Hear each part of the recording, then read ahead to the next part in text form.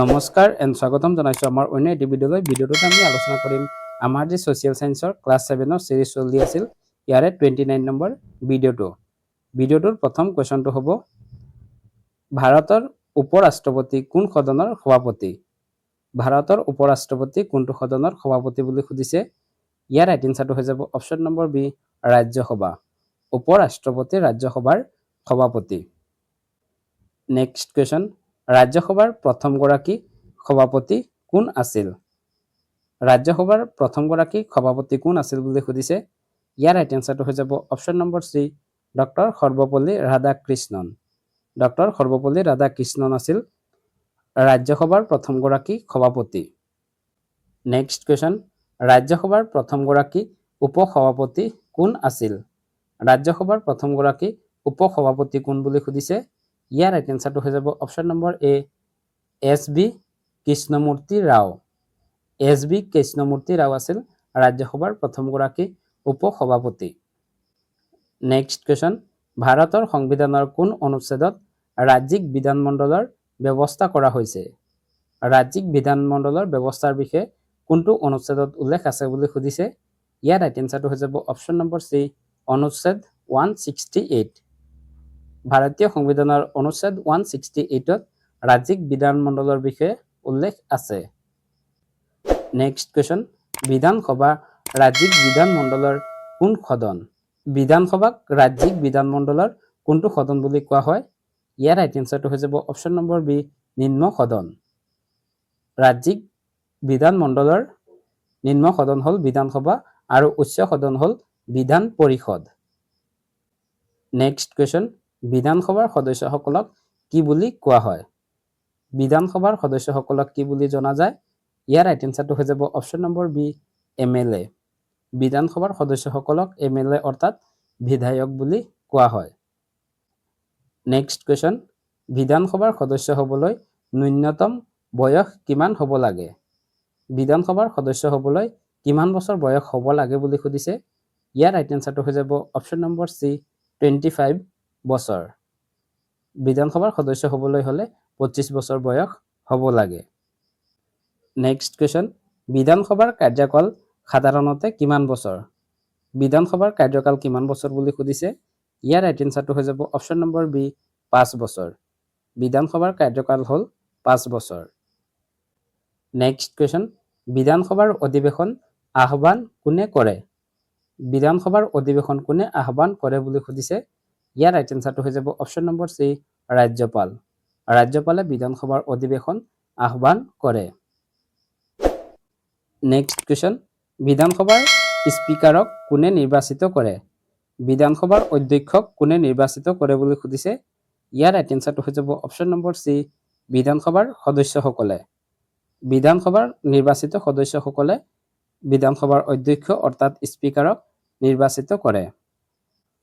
Next question Assam বিধানসভাৰ কিমানজন সদস্য আছে? অসম বিধানসভাত কিমানজন সদস্য আছে বুলি সুধিছে। ইয়াৰ ৰাইট এনচাৰটো হৈ যাব অপশ্যন নম্বৰ চি 126 জন। 126 জন হ'ল অসম বিধানসভাৰ সদস্য। নেক্সট কুৱেশ্যন ৰাজ্যৰ বাজেট কোন সদনত প্ৰথমে উত্থাপন কৰা হয়? বাজেটসমূহ কোনটো সদনত উত্থাপন কৰা হয় বুলি সুধিছে। ইয়াৰ ৰাইট এনচাৰটো হৈ যাব অপশ্যন নম্বৰ ডি বিধানসভাত। বিধানসভাত ৰাজ্যসমূহৰ বাজেট উত্থাপন কৰা হয়। নেক্সট কুৱেশ্যন বিধানসভাৰ বৈঠকৰ সভাপতিত্ব কোনে কৰে? বিধানসভাৰ বৈঠকৰ সভাপতিত্ব কোনে কৰে বুলি সুধিছে। ইয়াৰ ৰাইট এনচাৰটো হৈ যাব অপশ্যন নম্বৰ চি অধ্যক্ষ। বিধানসভাৰ অধ্যক্ষই বিধানসভাৰ বৈঠকৰ সভাপতিত্ব কৰে। নেক্সট কুৱেশ্যন বিধানসভাৰ অধিৱেশনসমূহৰ মাজত সৰ্বাধিক কিমান সময়ৰ ব্যৱধান থাকিব পাৰে? সৰ্বাধিক কিমান সময় ব্যৱধান থাকে বুলি সুধিছে। ইয়াৰ ৰাইট এনচাৰটো হৈ যাব অপশ্যন নম্বৰ চি 6 মাহ। বিধানসভাৰ অধিৱেশনসমূহৰ মাজত সৰ্বাধিক 6 মাহৰ ব্যৱধান থাকিব পাৰে। নেক্সট কুৱেশ্যন MLAৰ সম্পূৰ্ণ ৰূপটো কি? MLAৰ ফুল ফৰ্ম কি বুলি সুধিছে। ইয়াৰ ৰাইট এনচাৰটো হৈ যাব option number A member of legislative assembly. Member of legislative assembly হ'ল MLAৰ সম্পূৰ্ণ ৰূপ। নেক্সট কুৱেশ্যন ৰাজ্য এখনৰ বিধানসভাৰ আসনৰ সংখ্যা কিমানৰ পৰা কিমানৰ ভিতৰত থাকিব লাগে? অৰ্থাৎ ৰাজ্য এখনৰ বিধানসভাৰ সৰ্বোচ্চ আসনৰ সংখ্যা কিমান আৰু সৰ্বনিম্ন আসনৰ সংখ্যা কিমান বুলি সুধিছে। ইয়াৰ ৰাইট এনসাৰটো হৈ যাব অপশ্যন নম্বৰ বি 60ৰ পৰা 500। এখন বিধানসভাত সৰ্বনিম্ন 60খন আসন থাকিব পাৰে আৰু সৰ্বোচ্চ 500খন আসন থাকিব পাৰে। নেক্সট কুৱেশ্যন, অসম বিধানসভা ক'ত অৱস্থিত? অসম বিধানসভা ক'ত আছে বুলি সুধিছে। ইয়াৰ ৰাইট এনসাৰটো হৈ যাব option number C Dispur, Guwahati. গুৱাহাটীৰ দিছপুৰত অসম বিধানসভা অৱস্থিত। নেক্সট কুৱেশ্যন, অসম বিধানসভাৰ কাৰ্যকাল সাধাৰণতে কিমান বছৰ? অসম বিধানসভাৰ কাৰ্যকাল কিমান বছৰ বুলি সুধিছে। ইয়াৰ ৰাইট এনসাৰটো হৈ যাব অপশ্যন নম্বৰ বি 5 বছৰ। অসম বিধানসভাৰ কাৰ্যকাল হ'ল 5 বছৰ। নেক্সট কুৱেশ্যন, অসম বিধানসভাৰ সদস্য হ'বলৈ ন্যূনতম বয়স কিমান হ'ব লাগে?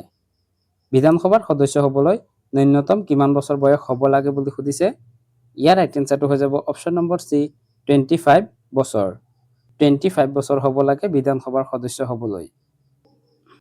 নেক্সট কুৱেশ্যন, অসম বিধানসভাৰ প্ৰথম অধ্যক্ষ কোন আছিল?